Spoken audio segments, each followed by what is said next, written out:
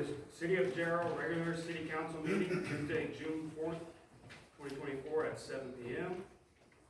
First item on the agenda is a roll call. We have one member who is not here, Daniel Islis. We'll now have an invocation and pledge of allegiance led by EDC board member Barry Cryer.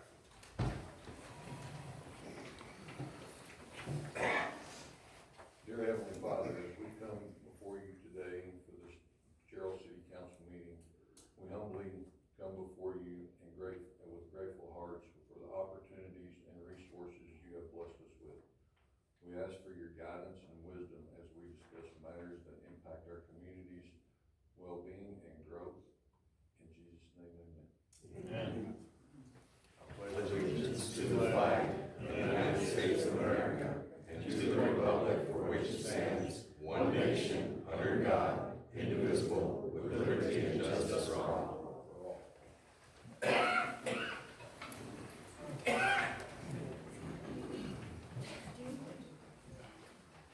All right, the next item on the agenda is public comments. We have two of them here. First, we have Chris Knowlton.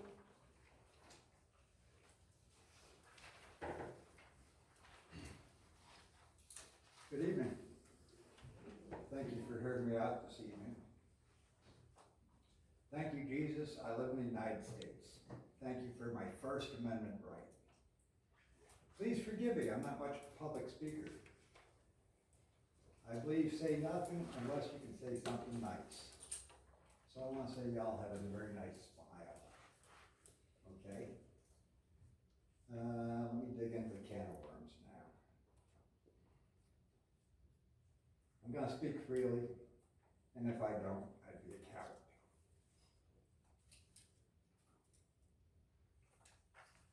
Last month's meeting was jaw-dropping.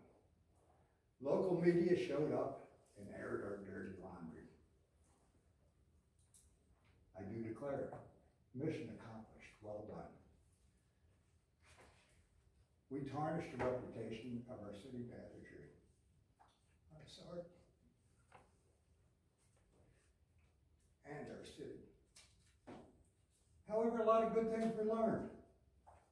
We learned so much about the elected officials, the so-called elected officials.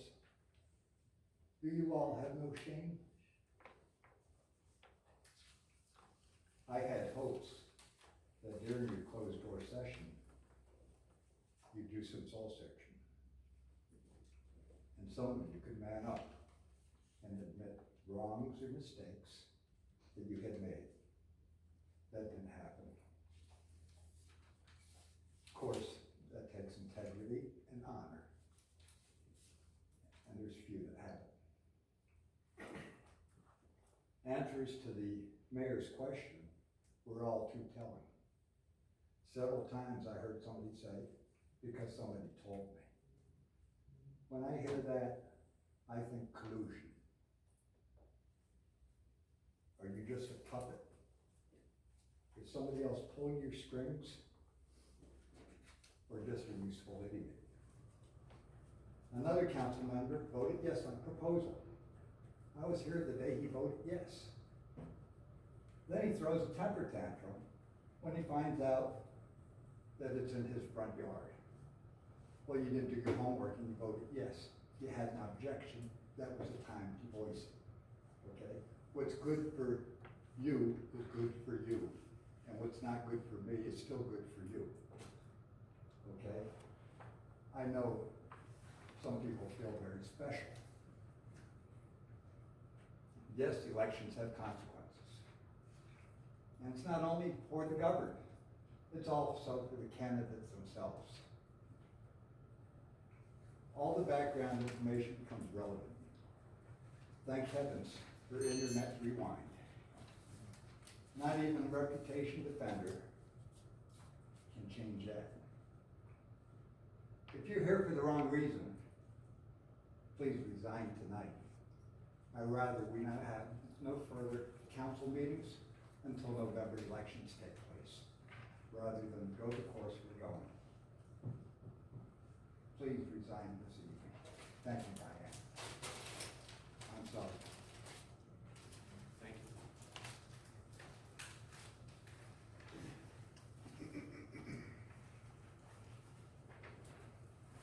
Next, Tom Slovey. Good evening, everyone. Good evening. Hello, City Council and Mayor and City Manager and everyone else here. I'm actually up here to talk real briefly about items 4.4 and 4.5. I am on the EDC, if anybody doesn't know that. I'm one of the board members. I was surprised to see this on the agenda for tonight because we had given direction to our EDC director to bring it back to the city council saying we'd like to table this at the request of one of the city council members to push it until next month. So I'm surprised we're not prepared. We're really not prepared to discuss it tonight. We were hoping to push it out, get some additional more information on it. So I was really surprised to see it. So I'd like to see, I would ask that you delay it till next month. I would prefer that. And in addition to that, when I was interviewed for this position, one of the very first things that I was very clear about is that I wanted to have a good meeting with the city council, the EDC, because there was such a change of personnel at the time, that I want to make sure that I have good direction. I mean, it's the city council and the mayor that give the direction for the city, okay? If we don't have that direction, I feel like I'm just floundering and I'm making bad decisions and I get ridiculed for making those bad decisions. And every organization I've ever worked in, every city that I've gone to, most cities, I won't say all cities, most cities, companies that I run, you have a few people up at the top that make the direction, the vision. They communicate that vision to the people that work for them, and then they've given the marching orders to go out there and do that, okay? I believe that I was appointed to this position, I want to say at least 4 months ago. And I've been asking for this meeting since I was in that meeting. I'm asking you guys to get the meeting together with all of us so that we can all hear, not just through one person, not through bits and pieces, but a very clear direction of what you as the city council who run the city will give us so that we can go out and function as a functioning EDC. And I don't believe we've had this. This has been at least 4 months, and I'm really kind of getting tired of it because it's just feel like I'm spinning wheels. Last part, I would really recommend, almost piggybacking onto this gentleman's name, is that I would like to see at least 6 months of us not having someone on the chopping block on our agenda. I really think it's important that we, sorry, finish? Okay, thank you. It won't be more than 2 seconds. I would like to see for the next 6 months, nobody, no city person, no city committee member, no one on that agenda for the next 6 months, provided we have that meeting in the very, very near future, okay? So that we can all get on the same page, we can get through all of these finger pointing, we can get through all of the misinterpretation of words and direction, and we can move forward. I mean, our goal as the city is to move forward. So that's all I have. Okay? Thank you for your time. Thank you.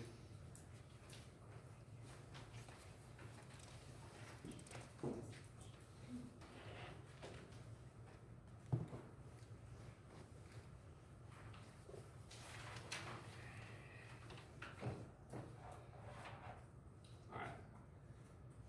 Next item on the agenda is the consent agenda items. I was told we would like to pull 3.2 for discussion. Okay.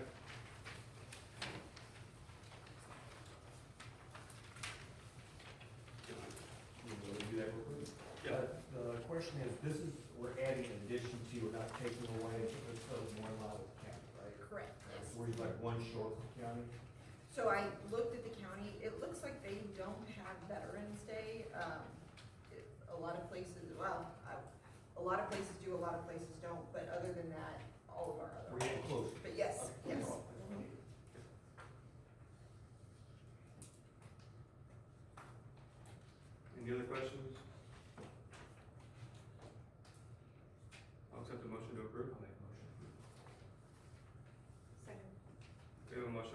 second. All those in favor say aye. Aye. All those opposed say nay. Unanimous. All right, on to our regular agenda items. Agenda item 4.1, presentation from the Gerald Community Library and Resource Center for an update on programs and projects. Hi everyone, I'm so sorry y'all don't have your TVs and then the printer jammed, so we got one out here so that I can go through, but I think you're going to get it all tomorrow.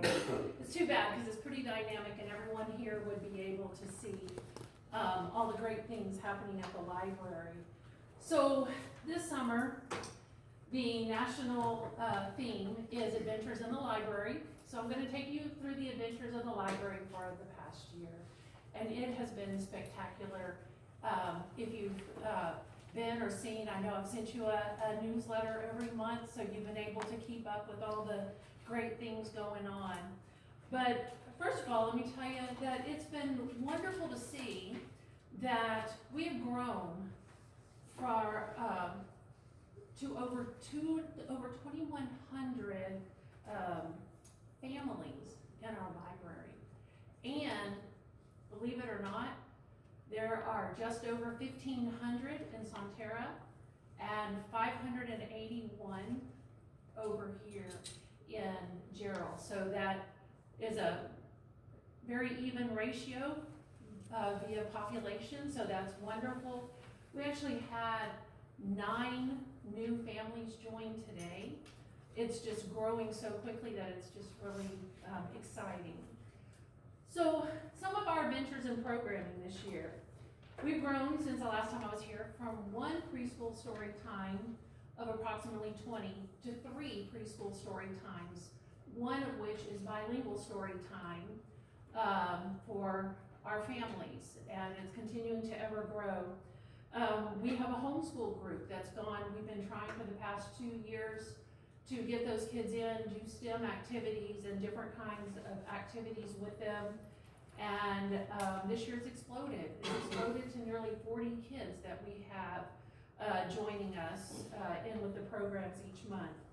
Our seniors are still having lots of fun. We've grown from 10 seniors to nearly 20 seniors. We have one here tonight. She can tell you how much fun they have, that they are louder than anyone in the building for any event that they have. So we're continuing to focus on our senior citizens, on our veterans, and this year, as we go into the school year, we're going to be focusing on parenting as our focus. Mental health and wellness activities have grown exponentially. Our mental health peer support specialist had to leave. She had a new baby, but we brought in one of the girls that has been working with our library to become our new peer support specialist. She just started this month, and she has started off with a wonderful routine. She's already bringing in anger management groups, grief groups, music therapy groups for both children and adults. She's become licensed with this, art therapy. So we're bringing in lots of different things for the neurodivergent senior citizens. We're working with the area aging department, the area of aging, and they're coming in. They're starting to do programs with helping the families. You know, there's a lot of families today that have their senior parents with them are ill, and so bringing in classes on how to deal with that in your family. And so I feel like we're really moving forward with mental health in our community, and it's very exciting to see. And so we also have Dual Recovery Anonymous on Sundays and anger management classes on Sundays going in with us. Moving into adventures and funding. This year we've had 7 grants to help fund the library. It's been exciting. That mental health grant, which comes to a close next June in 1 year, has provided for 2 positions, our peer support specialist and another paid position in our library for 20 hours a week, which has been wonderful that it's just not me any longer. We have an AARP senior citizen who runs our front desk wonderfully, and we have a new senior citizen that starts next week from AARP. So we're just trying to pull in everyone we can to be consistent and not have all the volunteers that we love so much. We're over 60 volunteers now, but the coming and going makes it a little bit difficult, so having those there. So that's brought in all the mental health and wellness that I told you. We've been able to put $20,000 in new books in the library and resources in the library this year. I've got $20,000 in grants from the American Library Association to bring us up to ADA and to bring in every kind of different special accessibility tools for those in need in the library. We've also had $5,000 in capacity building, helping us build our marketing and our operational needs and training and some of our resources. They've also helped us with $3,000 in new technology, of which would have been great, but lightning struck our building on that Saturday and we have lost technology. So we're on a roller coaster, it comes and it goes, and so we've been working with them.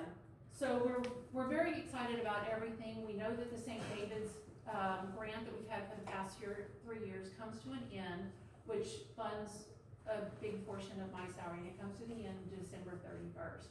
So we're working on huge fundraisers. We're looking for donors, large donors, to help us fund our library as we're continuing to search, but most grants do not include salary at all.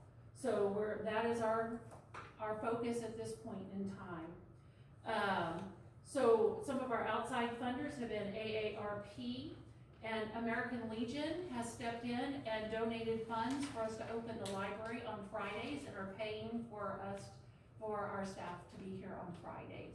So this is truly a community, all coming together, everybody working to make us successful. And so, but I want to tell you what you're concerned about, your city funds. Your funds have provided all the materials and all the resources for our story time, our upcoming summer reading program, which has exploded so much that we are actually partnering with Gerald ISD, and we will be, we have a bus from Gerald ISD for all of the people that can't make it across the highway. And so we'll be hosting our classes where we don't have to have a limit. Last year we had a limit of only 16 kids per class, and it caused some difficulties. So now we have the cafetorium annex, and we can have as many kids as we'd like to have there, and that's really exciting for this summer. You help fund senior citizen activities. Many of the books we have in the for our programs, for our story times and our summer readings. We have education apps, education.com. Many people come in and tutor their children and help with their children with education.com and the Amazon Kid apps. Some our office supplies and maintenance supplies, our operational needs, tech support needs, and our classes for English and Spanish. We actually have 3 English classes and 2 Spanish classes going on, and people are just flowing in. The classes have been full and them wanting more, so it's been very exciting. So we've had great experiences. Mexicano Monday has been amazing and helping us with their fundraiser every month. And so it's been great. We're working with so many programs with Texas Workforce. We're working with the SEAL program that brings in special needs who need some experience, and they're working in the library. And next step is a transition facility out of Georgetown with mostly Down syndrome adults. And so they've been coming in and working in the library and helping us, along with all the events like the Christmas event and helping others in the community with their needs. We've been here and we have a group that is sewing, they're a sewing group that they're sewing mastectomy pillows for people who've had breast cancer. Our crochet group has been crocheting hats for those, for people who have cancer, children who have cancer, to have cute hats on their head. We've been working together, Danielle and I and Blake and Janet sat down together to see how we can all partner together with Sonterra. We've been partnering with the ESD 5. They've come out and done demonstrations with their fire and ambulance. Next week, we actually have, Touch a Truck Day for National Garbage People Day, and so we have a special day with our Touch a Truck next week, so you'll see some of those photos in there. And you'll see various photos of different events that we've helped host in our community, throughout the year. So, you know, this year has been a true focus on growing the library and learning how to grow a library. You all know, I'm a retired teacher. I've been to every kind of training you can possibly have in leadership and library.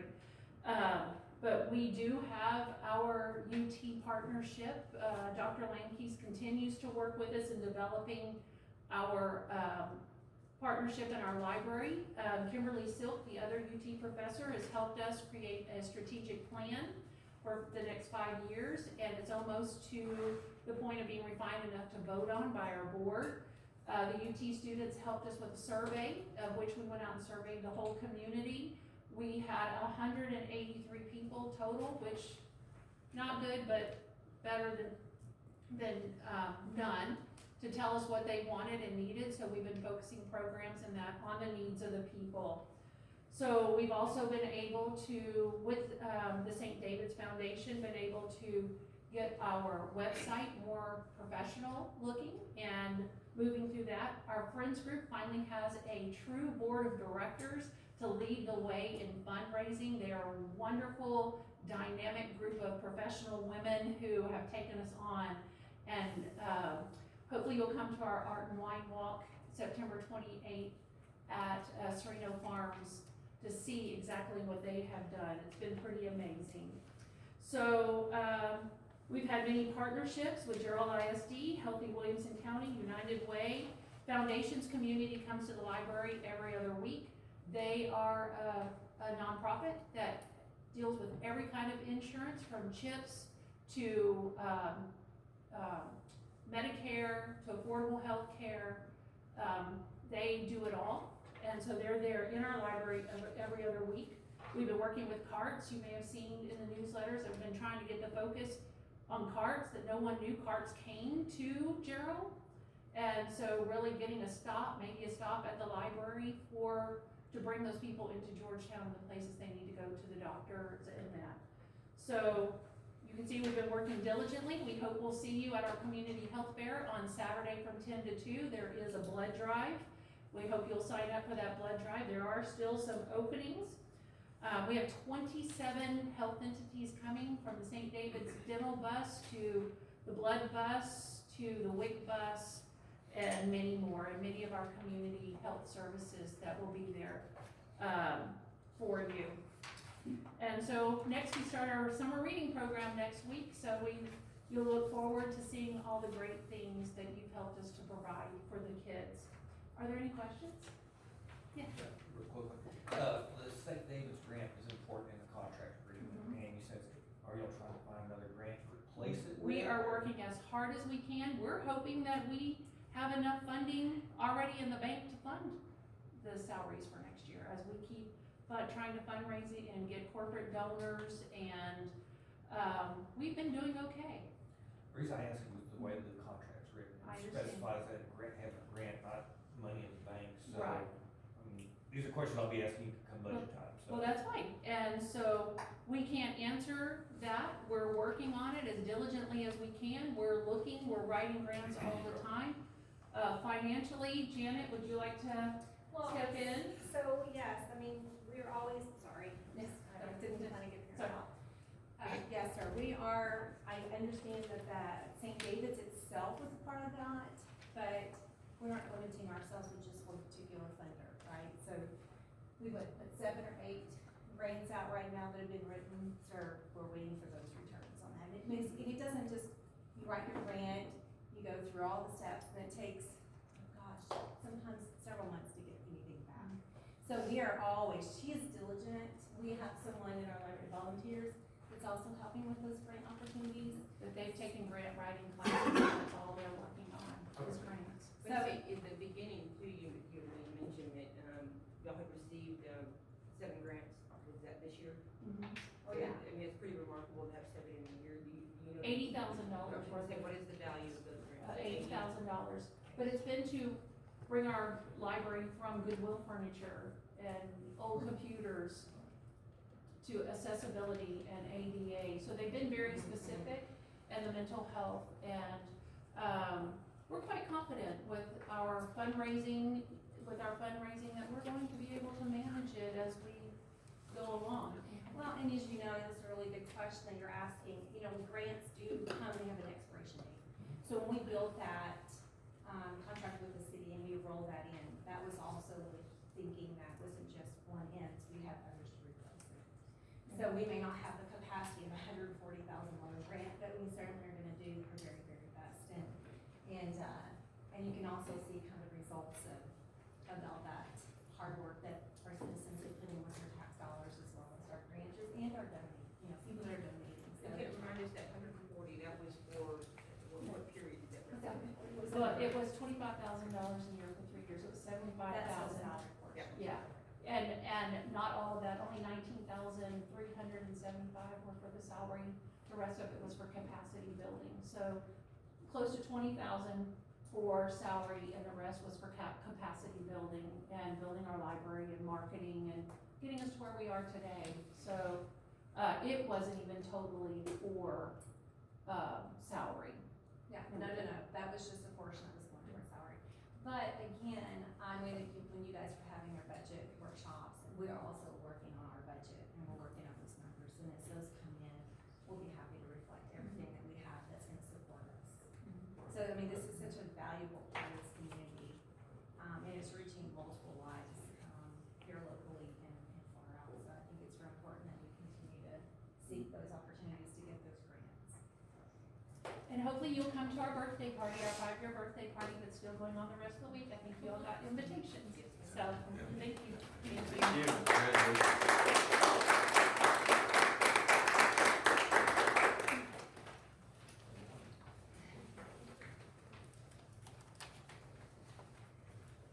next item on the agenda item 4.2, discussion, consideration, and possible action regarding ordinance number 2024-0604-01, an ordinance for the update sections of 9.04 of the Code of Ordinances, also known as fees and charges. Ms. Cantu? Mayor and council, this is a two-part update. To start with, our fees for development haven't been majorly updated between 2016 and 2018 was the last one we did. This update is reflecting the cost of service and where we're at today, and just how much development costs, and the intent is to have development pay for development instead of putting that burden on taxpayers. So this fee update reflects that change to cover operation costs plus some, as we continue to grow and development continues to come in. The other side of that is the way that our fee schedule is written right now in our code. Every time we update, it's a pretty big deal. We have to send it to the codifiers, it has to be, the ordinance is done a certain way. It's not a simple thing to update when we do updates. So this update changes our ordinance to allow us to do regular updates to it, whether it's adding fees, dropping fees, just shifting it. Our code will stay the same, but it now references a fee schedule that we can update more regularly as adopted by council. If there's any questions, more than happy to answer. I'd like to know how you measure that, fees, exactly, are we behind? In other words, you say taxpayers are paying for some of this? Essentially, yes. So our fees are under what they should be to cover the cost of development. We've been paying for third-party contractors, since the beginning of the city, and that shows. Now that we're moving in-house, it's getting better and we're balancing that out. But if we wanna continue growing in a way that makes sense and can handle development without putting that burden back on the taxpayers, we have to stay ahead of it. This update still keeps us in line with neighboring cities. We are not passing Georgetown on our fees. We're in line with even cities like Bartlett when it comes to permit and inspection fees. So we're right smack up in the middle, but we're updating and improving what we have today. Well, did you measure it by quarter, by month, how is that measured done? The loss, No, to know what your fees ought to be, if you're gonna adjust it, to cost. So we have costs ranging back since 2018 is a good solid measure.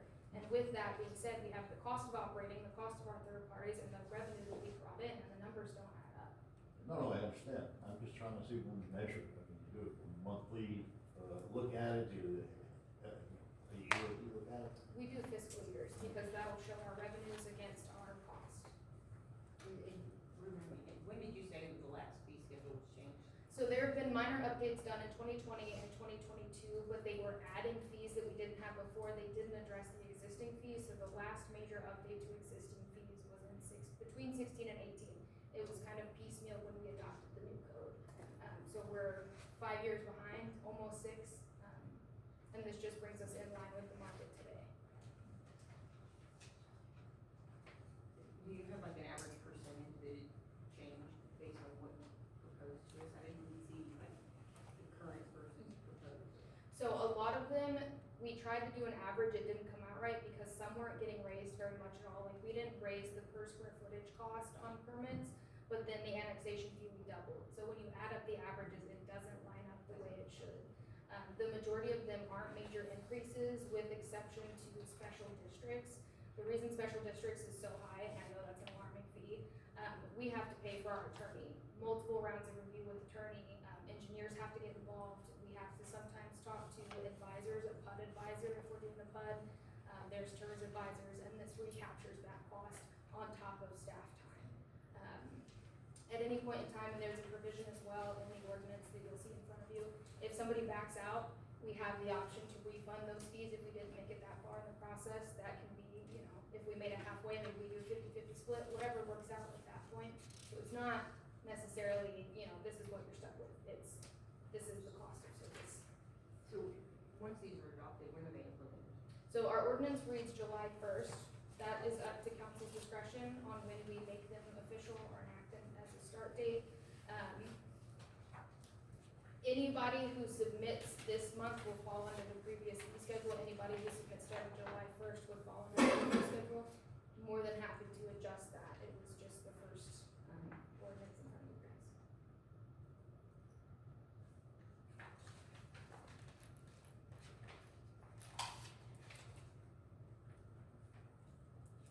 I'll make a motion to approve.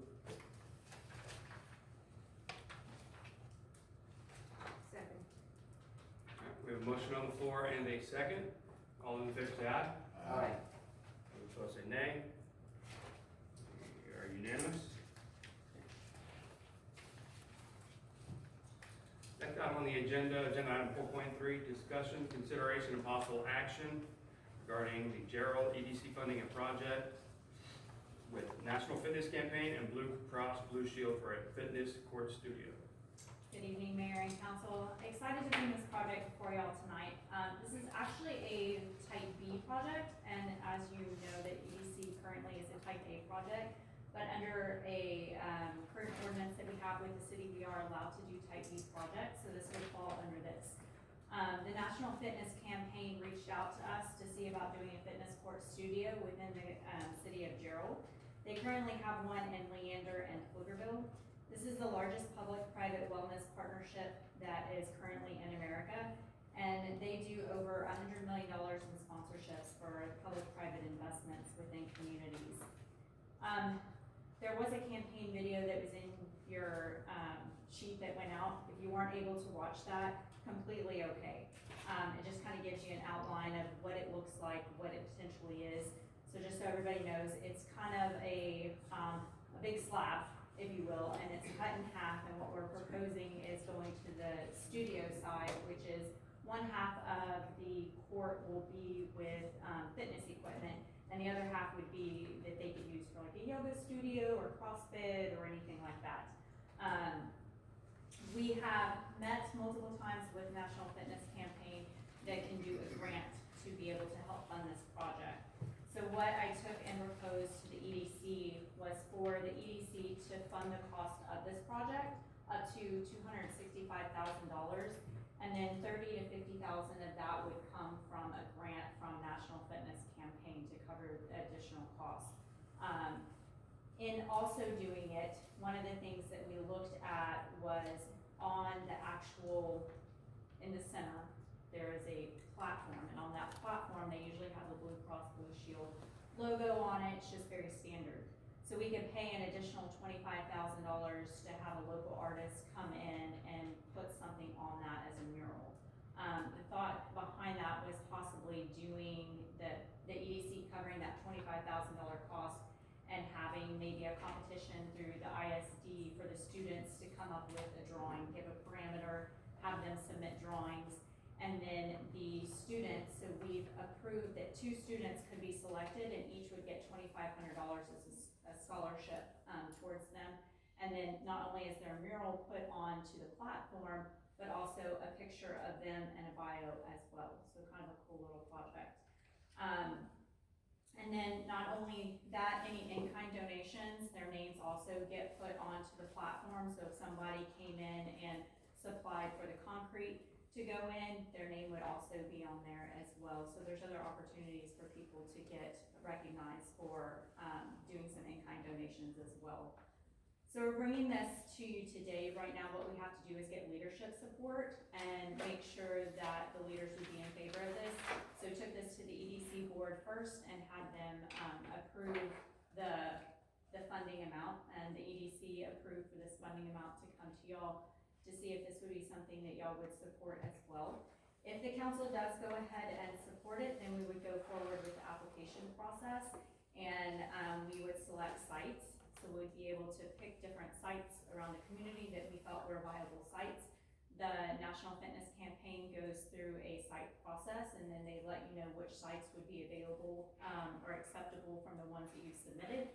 It comes back, and then we ultimately can select the site that we want for the project to go on. There can be multiple within the community, but if you do that, you're paying the multiple prices for all of them to come in. A couple of the questions that were asked is if it was a tax write-off, if somebody donated the land. The National Fitness Campaign doesn't do anything as far as the write-offs go. That would just be what the landowner works with the appraisal district. Is the city required to maintain it? Yes, the city would be required to maintain it. They did say that it is designed to be a low maintenance item where you would go and just kind of brush off the debris or inspect it. Some cities, they said, do annual inspections of the equipment just to make sure that it's up to par. And then they said sometimes the artwork gets graffitied, so it would be a matter of cleaning off the graffiti as well, but they said it was made to just do soap and water to clean the graffiti off. We would be required to have it completed, so the confirmation of the funding has to be done by October 31st, while we're doing it so early now this year. And then the sooner we get it in, the sooner we can guarantee more of that $50,000 mark as opposed to a $30,000 grant. And then the funds, they say, typically need to be done by the end of the year. So the project be done by the end of the year. It could be that rain delays it, weather delays it, something delays it, and that's okay, that's acceptable as long as it's completed and the project's done by the first quarter of next year. The EDC would have to also do published notice, making sure that we have a public hearing. We have to wait 60 days to expense the funds, so there'll be quite a bit of opportunities to get public buy-in on support or not support of the project as well. We would have to store the fitness studio. It is a 15 by 20 foot storage area. If we don't have somewhere currently, we would have to just rent a space, however that would work, to make sure that we have a storage place until they put it up. They do have all the information on the concrete slab that we would need, went over the in-kind donations. So the next steps would be that we're having our council meeting tonight to gauge the interest of the council. Then we would work through the application process, and we would work on the published notice and everything that the EDC would have to do to coincide with what they have to do for a Type B corporation. And then once approved from the EDC, we would bring back to City Council for official approval. The EDC would have to go through, if we get it done in this fiscal year, we would have to bring it back for a budget amendment. So that would also be, or it would just be put into our budget for next year that y'all would see. And then in your packets, you have the briefing, the art standards, on it, everything and anything you want to know about the project. I know it's kind of a lot of information. I was probably all over the place on it. So happy to answer any questions. I'll start. I had a citizen reach out to me directly, questioning the use of $250,000 for this versus EDC using that money to do something where it brings in tax dollars versus expenses out. EDC director, do you think this is the best use of that $250,000? So I think it can go either way. It depends on what you want to see done with the funds. We can definitely do quality of life projects, which this is. And so kind of just depends on what council's ultimate goal and vision is of the use of the funds. I think right now, as it sits, we've got money in the bank that we can do things with. And this would be an opportunity to do something, that also benefits the community as well. We understand that not everybody's gonna use it, and feel free to jump in. And we understand not everybody's gonna utilize the fitness court. But I know in talking at the career fair, with the ISD students, some of the things that they mentioned were having something to go to, being able to have kind of something they could work out, they could do. And when I mentioned this, it was just kind of, yeah, that would be cool. So yes, it can go either way, but we do have about $900,000 right now in the bank to be able to kind of start using to get projects and things coming in. I don't know if that answered your question fully, because you still have a. Well, the question is this the best use right now, or should we be looking at using that money for projects that bring money? I mean, we're still growing, we've got a lot of projects on the table that we're was this the best use right now for that money? Because whether it's EDC or city money, it's a taxpayer's dollar. Sure. And we're accountable for that, so is it the best use at this moment? Well- Do you feel it's the best use at this moment? So as we have projects coming in, and you're talking about one tonight, there are other ways to fund these projects that aren't coming from upfront cash. And so do we have money that would pay for projects and things coming in? I think kind of what we've talked about at the EDC is that a lot of these projects that are taking place, let's say that we wanna help with infrastructure to bring, cause that's what we need to bring in the businesses. So what can we do to bring in the infrastructure? Well, even the money that we don't have enough money to say, you can go build a wastewater treatment plant, for example. So we would have to go out and get money to be able to do some of those things anyway. If we're looking at incentivizing additional companies coming in, we can absolutely do that. But in doing that, we also have to look at what the return back to the EDC is on sales tax side. And sometimes helping with projects that are not sales tax generated, we may not see a return on our investment back, but the city will. So we kind of look at it holistically and what actually can be done. And so I think in that regard, this wouldn't be a bad project to do, because there is some funds right now to do it. If we were to look at other projects to bring additional revenue and stuff in, then it's not gonna necessarily be cash grant up front that's going to help doing that, if that makes sense.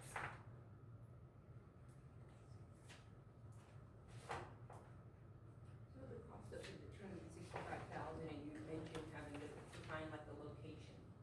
What does that look like on the cost side? Is that all encompassing, or help me to understand the cost up to, is that everything?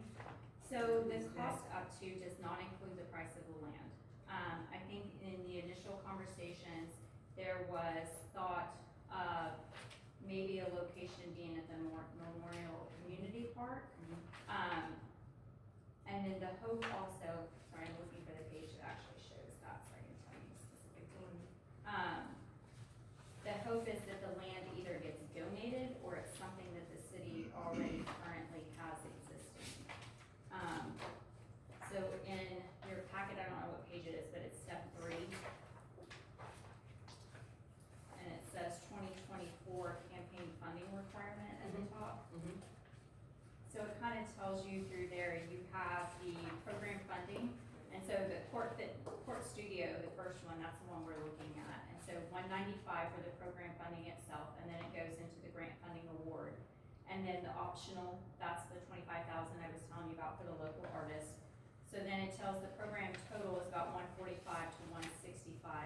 The concrete slab could be up to $40,000, or if you had an in-kind donation, that would come off of that. And then they have an installer that you have to do the $32,500 to work with their installer to put it in. So that brings the total about $217,500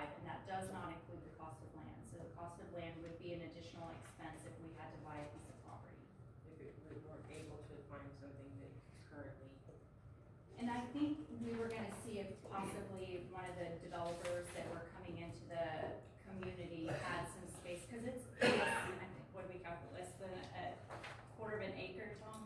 I mean, it was not a Yeah, big. It's actually like an eighth of an acre, I think is what we determined, it's like 75 feet wide by like, I wanna say maybe, 38 feet. yeah, it's real small. So it's not a big, huge chunk. And I know that, maintenance would become responsibility of the city and it's projected to be low maintenance. Have you, had any feedback from those that currently have it on what those maintenance costs are? No, ma'am.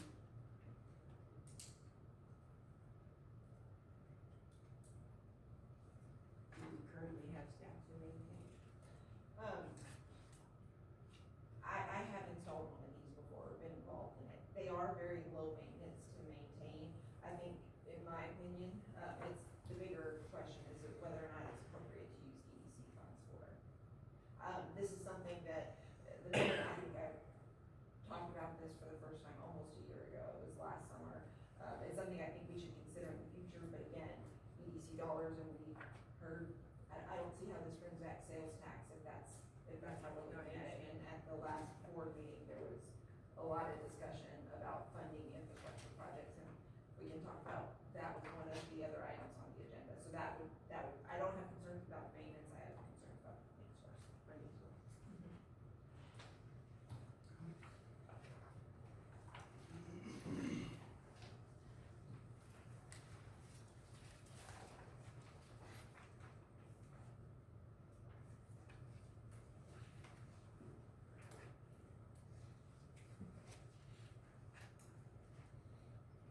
I guess I got one more question, since you look at the cities, I've seen other cities in there, since we were looking at potentially Memorial Park, where they have workout equipment, not like this, but where they have, is that a more economical, cost-effective way of doing it, achieving the same goal of having something for the citizens? Where you have it on individual stations? Yeah. So we looked at that, it's not significantly different, I mean, this is great, there is a grant associated with it, it's a really cool, studio, completely supportive of that, but it's not a significant break, so I think during the budget process, we should be making parks improvements, but I think y'all have gotta make that, decision, is this the one you want, or is there playground equipment, are there trails, are there, disc golf?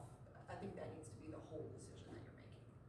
But it's not, I think when we priced it out, I wanna say it was like 300,000 was for the standalone fitness equipment. It's been since last summer, so, the number's a little fuzzy, but it's not, that's why we didn't go forward with it at the time, it was pretty close. Okay.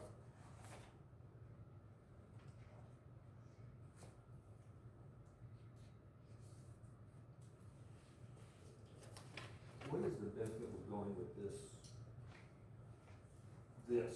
right here? This Blue Cross Blue Shield, like, what is the benefit? Why park?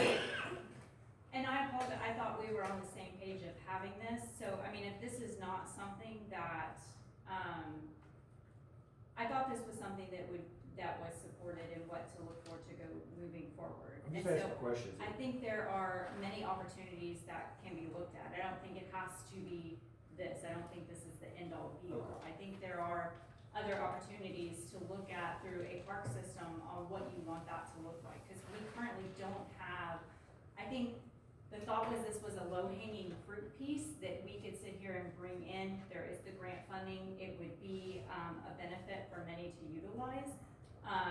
But are there absolutely other park projects and things that can be done? Absolutely, 100%. Hike and bike trails, the, equipment around the trails. I mean, we have those in Pflugerville and they're beautiful and they're great. So, I mean, ultimately, no, there can be 100 other things that you can do, with money, with funds, with parks, with equipment. This doesn't have to be that item.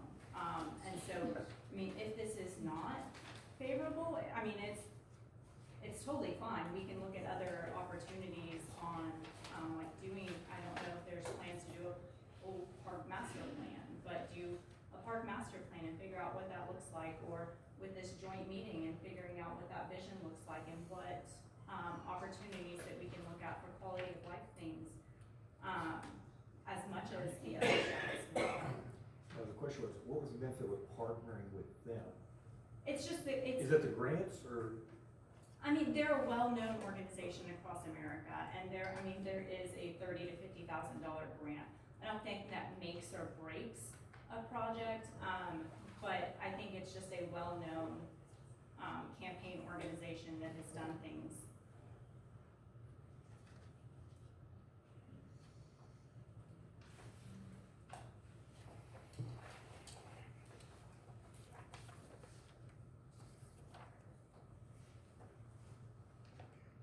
So I'm happy to table this, I'm happy to not do it right now until we find out other opportunities that can be done, throughout the community on park-related things that may be better suited.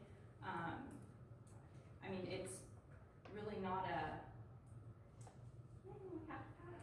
I feel better once I get clarification on the EDC funding versus city funding, when you bring it up. I just wanna make sure we're right for you. Well, and I think this is something, here in the next couple months, we're gonna be heavy into budget discussions. You do have a significant fund balance. That's how these conversations originally started, was as a city project with potentially a small EDC, component to it. But it's, to me, the $265,000 for EDC money should likely go to infrastructure. Okay. That would be my What recommendation. percentage is the 265 of y'all's current funds that y'all have? I think we have a little over $1 million total. But I think right now we're getting in a little over 400,000 a year, so it would be essentially half of our budget that's coming in for a year. I'd like to make a motion to table that, maybe till, so we get a little bit more clarification on that. And I also, would like to make a motion to table 4.4 and 4.5, if it's related, until, next month. And reason being that, I have, there's changes to bylaws, I haven't seen the bylaw. And, we have on my schedule at least, next Tuesday, for a possible meeting between city council and EDC. Possible, and we'll talk about that, Yeah. a little more. But so I would just like to maybe wait till we get that meeting, and then, we can go forward from there. So that's a motion to table 4.3 and, 4.4 and 4.5 to the next meeting.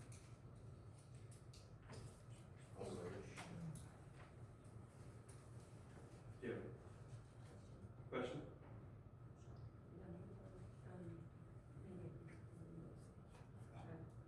Just for point of clarity, to table these items, and Jeff, you're asking until next month for all three, or? Yeah, Four, no, three, yeah. 4, 4, and 4. Yeah, we should have a meeting on Tuesday, if we get together, and we've been after that meeting, I guess, for a month. At least to sit down and work out some of the final issues which we need to see, and city, so. Well, and for clarification, the July 11th meeting Yeah. was scheduled to be able to talk about, Project Lunch Lady should Mhm. be needed. So we don't currently have the consultant to come in and do a joint meeting, on that specific date. Because it's on the agenda, is it necessary to table, or can there just be no action?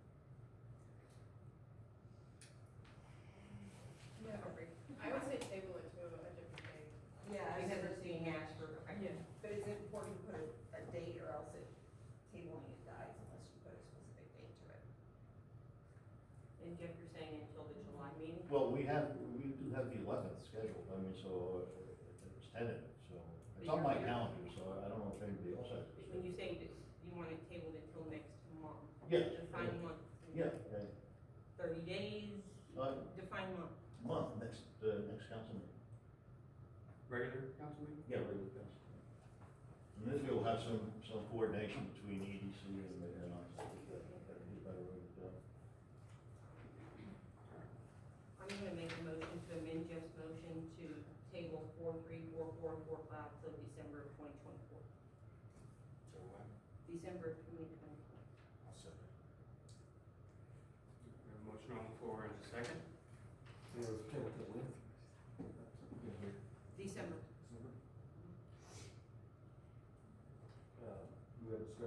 approve it. What's the reason for tabling, Chad, sir? Just so we can get a chance to have meetings. I will also disclose that, there's been a request for a meeting from EDC board. There was a request to, while they did talk about, 4.4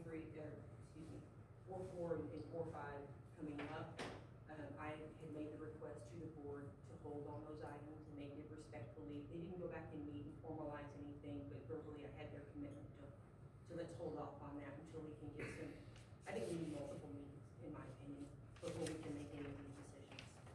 And that protects it from abrupt decisions. Giving us a chance to ask questions, see that, like, for example, on the bylaw changes, with what we have proposed tonight. I didn't see like all the red line, if you will, so I'm having to go back and forth just to make sure I didn't miss anything. In some of the proposed changes that we're seeing. Just for my clarification, are you including 4.3 in that? I had to because it was automatically, So that means that we wouldn't be able to discuss the budget, right? that's true. Jeff, are you willing to withdraw your motion? I'll withdraw my motion if you're willing to withdraw. Just do them individually, Do if it you want to. If we can do them individually. Yeah, if you want Instead to of do them grouping them individually, together. it's fine. That's different. I'll withdraw. Dates on those three. Okay, so can we still do 4.3, as the next, Yeah. meeting, and then we schedule a meeting, so we table 4.3, and when do we do 4.4? When do you want to table 4.3? Till July? Yeah. If we can get a meeting together, if everybody can meet somehow in July, that we can all get together, and I think EDC is. We do have a regular city council meeting. Yeah, and that's what I wanted to do. Table 4.3 until our regular called city council meeting in July.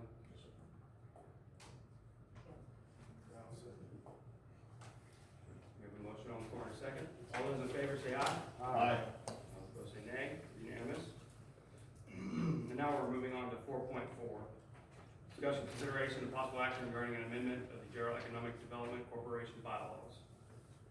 Now, if you would like to table those until a future date. I would like to table 4.4 and 4.5 until December of 2024. Allow. I'll second committees that. to meet in between. Okay, we have a motion on the floor and a second. All those in favor say aye. Aye. All those opposed say nay. Unanimous. And that was for 4.4 and 4.4.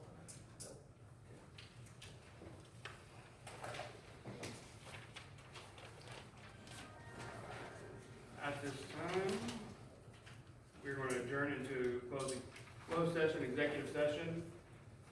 Agenda item 5.1, closed executive session pursuant to Texas Government Code Section 551.074. To deliberate the appointment,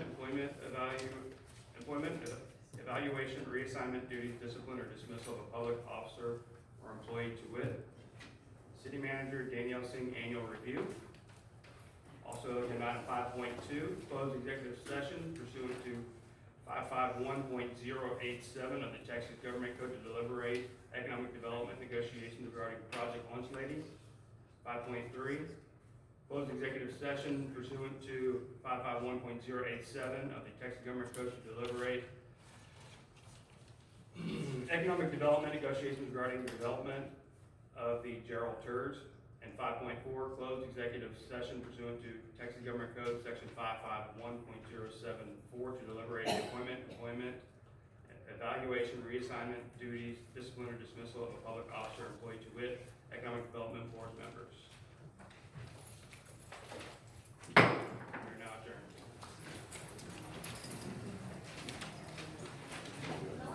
Hi, Bonnie, how are you? Thank you for your work. Thank you for helping Kind of us. stick around for the last bit of tabling here, because that's what they're gonna do anyway.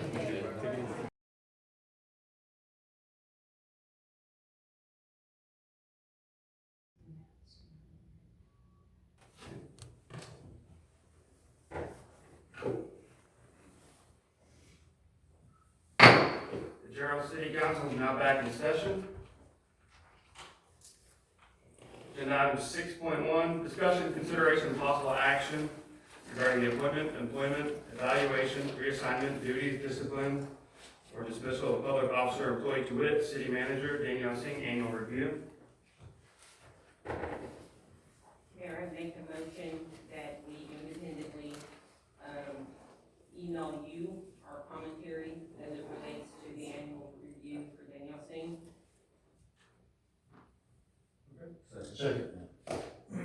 a motion on the floor in a second. All those in favor say aye. Aye.